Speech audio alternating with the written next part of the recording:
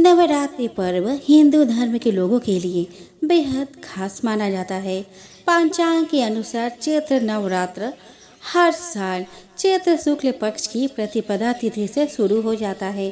कहते हैं कि जो व्यक्ति इस दौरान व्रत रख माँ अम्बे की सच्चे मन से आराधना करता है, उसके सारे दुख दूर हो जाते हैं। नवरात्रि व्रत रखने वाले को इस व्रत कथा को पढ़ना जरूरी माना जाता है। एक बार बृहस्पति जी ने ब्रह्मा जी से पूछा कि चैत्र और आश्विन मास के शुक्ल पक्ष के नवरात्र का व्रत और उत्सव करने का क्या कारण है, इस व्रत का क्या फल मिलता है, इससे किस प्रकार किया जाना चाहिए। सबसे पहले इस व्रत का पालन किसने किया था। बृहस्पति जी के सवाल का जवाब देते हुए ब्रह्मा जी ने कहा कि हे बृहस्पति देव, प्राणियों के हित की इच्छा से तुमने बहुत अच्छा सवाल किया है। जो मनुष्य मनोरथ पूर्ण करने वाली दुर्गा, महादेव, सूर्य और नारायण का ध्यान करते हैं, वो धन्य हो जाते हैं। नवरात्र व्रत संपूर्ण कामनाओं को पूर्ण करने वाला माना जाता है। इस व्रत को करने से पुत्र की कामना वाले को पुत्र, धन की कामना वाले को धन, विद्या की प्राप्ति की चाहत रखने वाले को विद्या और सुख की इच्छा रखने वाले को सुख मिलता है। इस व्रत से रोगी मनुष्य का रोग दूर हो जाता है, मनुष्य के सभी प्रकार के कष्ट दूर हो जाता है और घर में सुख समृद्धि आती है। बंधिया को पुत्र प्राप्त होता है, समस्त पापों से छुटकारा दिलाता है यह नवरात्र का व्रत, और इससे करने से मन का मनोरथ सिद्ध हो जाते हैं। समस्त पापों से छुटकारा दिलाता है यह नवरात्र का व्रत, और इसे करने से मन का मनोरथ सिद्ध हो जाता है। ब्रह्मा जी के अनुसार जो मनुष्य नवरात्र व्रत को नहीं करता, उसे जीवन में अनेक दुखों को भोगना पड़ता है और कष्ट और रोग से पीड़ित हो अंगहीनता को प्राप्त होता है और वह धन्य धान्य से रहित रहता है। भूख और प्यास से व्याकुल घूमता फिरता है तथा संज्ञाहीन हो जाता है।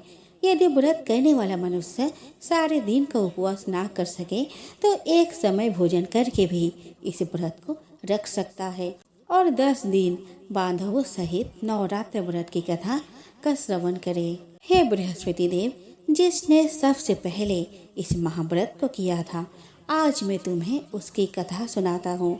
ब्रह्मा जी बोले, प्राचीन काल में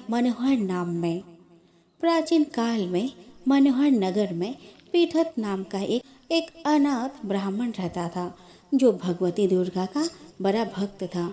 उसे सुमति नाम की एक अत्यंत सुंदरी कन्या उत्पन्न हुई। उसका पिता प्रतिदिन जब भी माँ दुर्गा की पूजा कर होम किया करता था, तो वह कन्या उस समय नियम से वहाँ उपस्थित रहती थी। एक दिन सुमति अपने सखियों के साथ खेल रही थी और माँ भगवती के पूजन में उपस्थित नहीं हुई। उसके पिता को पुत्री पर बहुत क्रोध आ गया और वह पुत्री से कहने लगा कि अरे दुष्ट पुत्री, आज तूने भगवती का पूजन नहीं किया, इस कारण मैं किसी कुष्ठ रोगी या दरिद्र मनुष्य के साथ तेरी शादी करवा दूंगा। पिता की बात सुनकर सुमति को बड़ा दुख हुआ और पिता से कहने लगी, हे पिता, मैं आपकी कन्या हूँ, जैसी आपकी इच्छा हो वैसा ही करो। राजा से, कुष्ठी से, दरिद्र से अथवा जिसके साथ चाहो मेरी शादी कर दो, पर होगा वही जो मेरे भाग्य में लिखा होगा।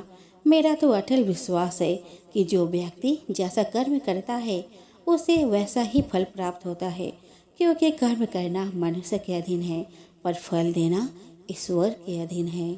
इस प्रकार कन्या के निर्भयता से कहे हुए वचन सुन उसके पिता को और भी क्रोध आ गया। पिता ने अपनी कन्या के विवाह एक कुष्ठी के साथ कर दिया और अत्यंत क्रोधित हो पुत्री से कहने लगा, अब अपने कर्म का फल भोगो, देखे भाग्य के भरोसे रहकर क्या करती हो। पिता के ऐसे कटु वचनों को सुन सुमति मन ही मन सोचने लगी, अहो मेरा बड़ा दुर्भाग्य है जिससे मुझे ऐसा पति मिला। कन्या यह सोचते हुए अपने पति के साथ वन में चली गई और डरावने कुशायुक्त उस निर्जन वन में उन्होंने रात बड़े ही कष्ट से व्यतीत की। उस कन्या की ऐसी दशा देख देवी भगवती प्रकट हुई और उन्होंने सुमति से कहा कि हे दिन ब्राह्मणी, मैं तुझसे प्रसन्न हूँ, तुम जो चाहो वरदान मांग सकती हो। भगवती दुर्गा का यह वचन सुन ब्राह्मणी ने कहा, आप कौन है? ब्राह्मणी का ऐसा वचन सुन देवी ने कहा कि मैं आदि शक्ति भगवती हूँ और मैं ही ब्रह्म विद्या और सरस्वती हूँ। हे ब्राह्मणी, मैं तुझ पर तेरे पूर्व जन्म के पुण्य के प्रभाव से प्रसन्न हूँ। तुम्हारे पूर्व जन्म का वृतांत सुनाती हूँ, सुनो। तुम पूर्व जन्म में निषाद की स्त्री थी और अति पतिव्रता थे। एक दिन तेरे पति ने चोरी की।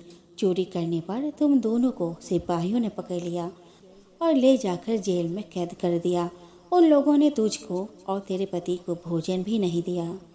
इस प्रकार नवरात्र के दिनों में तुमने ना तो कुछ खाया और ना ही जल ही पिया, जिस कारण अनजाने में ही सही लेकिन तुम्हारा 9 दिन तक नवरात्र का व्रत हो गया। हे ब्राह्मणी, उन दिनों में जो व्रत हुआ, इस व्रत के प्रभाव से प्रसन्न होकर मैं तुझे मनोवांछित वर देती हूँ। तुम्हारी जो इच्छा हो मांगो। इस प्रकार माँ दुर्गा के वचन सुन ब्राह्मणी बोली, मैं आपको प्रणाम करती हूँ। कृपा करके मेरे पति का कोढ़ दूर करो। देवी ने कहा, उन दिनों तुमने जो व्रत किया था उस व्रत का एक दिन का पुण्य पति का कोढ़ दूर करने के लिए अर्पण करो।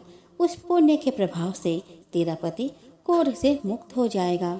इस प्रकार देवी के वचन सुन वह ब्राह्मणी बहुत प्रसन्न हुई और उसके पति का शरीर भगवती दुर्गा की कृपा से कुष्ठ रोग से रहित हो अति कांतिवान हो गया। वह ब्राह्मणी पति के मनोहर देह को देख देवी की स्तुति करने लगी और माता से कहने लगी कि आप दुर्गति को दूर करने वाली, तीनों लोगों का संताप हरने वाली, समस्त दुखों को हरने वाली, रोगी व्यक्ति को निरोग करने वाली और दुष्टों का नाश करने वाली जगत की माता हो। हे अम्बे, मुझ निरपराध अबला को मेरे पिता ने कुष्ठी मनुष्य का सा विवाह कर घर से निकाल दिया था। पिता से तिरस्कृत निर्जन वन में विचर रही हूँ। आपने मेरा इस विपदा से उद्धार किया है। हे देवी, आपको प्रणाम करती हूँ, मेरी रक्षा करो।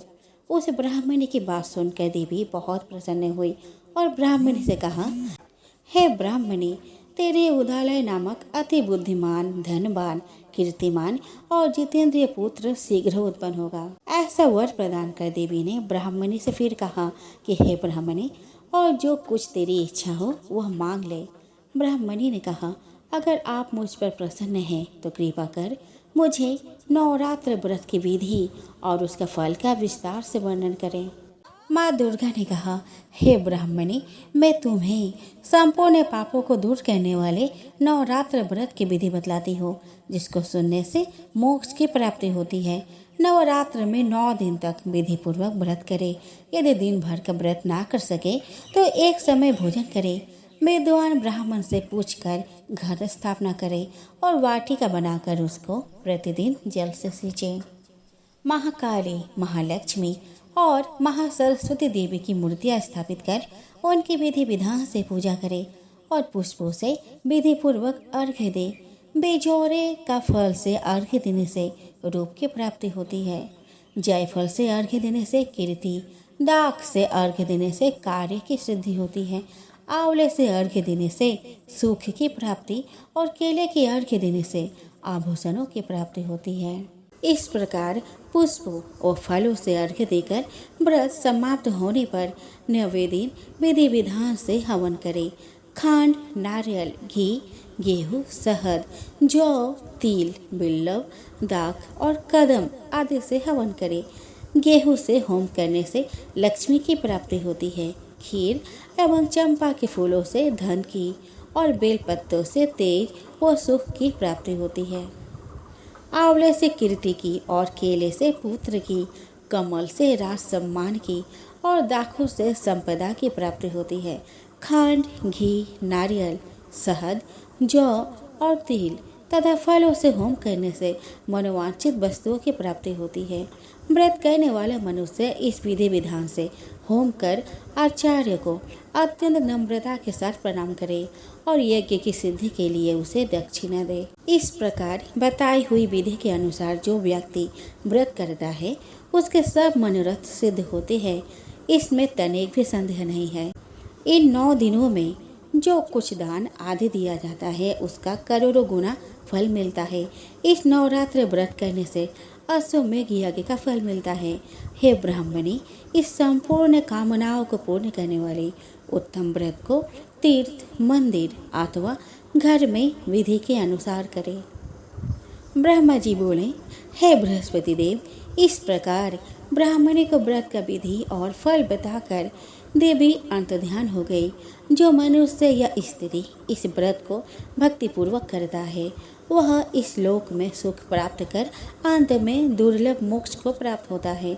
हे बृहस्पति देव, यह इस दुर्लभ व्रत का महात्म्य है जो मैंने तुम्हें बतलाया है।